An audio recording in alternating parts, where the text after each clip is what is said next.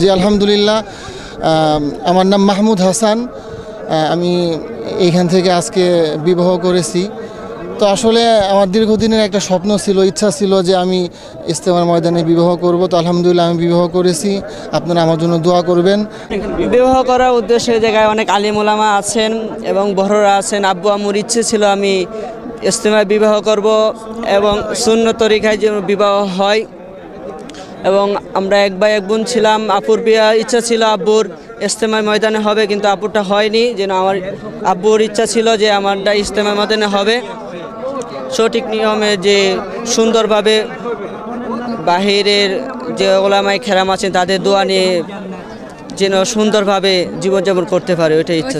ভালো লাগছে, এই কারণে বিয়েটা করেছে এখানে। না, হ্যাঁ, আগে থেকে নিয়েছিলাম।